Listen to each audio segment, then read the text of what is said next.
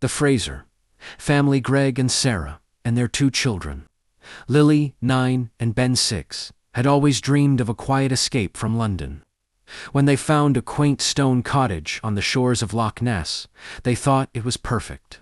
Remote, peaceful, and soaked in Scottish legend.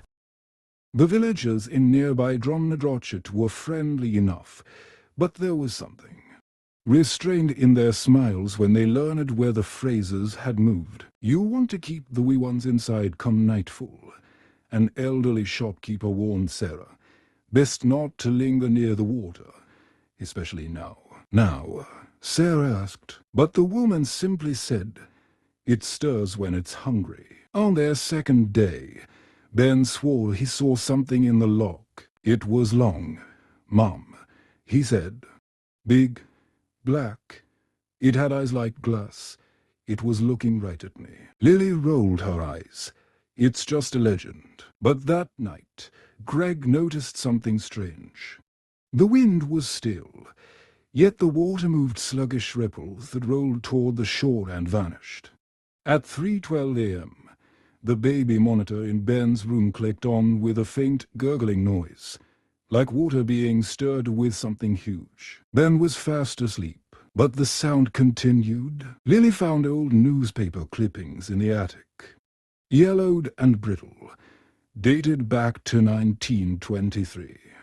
One headline read, "Local boy vanishes from Loch Shore second in a month." Another read, "Witness claims to see serpent-like creature drag child into water." Sarah confronted the owner who had sold them the cottage. He grew pale. "It's always been that way," he said. "People live here, people vanish, and the loch never gives them back." That night, they locked all doors and stayed together. But the loch was patient. Ben changed, quiet, pale. He'd sit on the dock for hours, staring at the dark water, humming a melody no one recognized. "I hear her singing," he whispered to Lily. "Who?" she asked. "The one under the water. She says we belong to her now." The final night began with stillness. No birds, no wind. Then came the rumbelow, distant, like something massive shifting beneath stone. Greg looked out over the loch and saw the silhouette rise, long, serpentine, slick with glistening scales that reflected no light.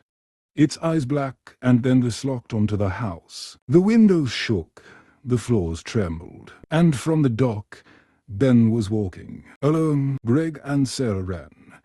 But when they reached the shore, there was nothing. No boy, no creature, just a wide ripple disappearing into the middle of the loch. Lily and her parents left the next morning. The house now sits abandoned. Locals say it's cursed. The air around it feels heavy, thick with dread. Tourists sometimes venture too close at night. Some don't come back. And on quiet evenings, when the mist rolls over the loch and the moon is full, the villagers swear they hear a child humming from under the water.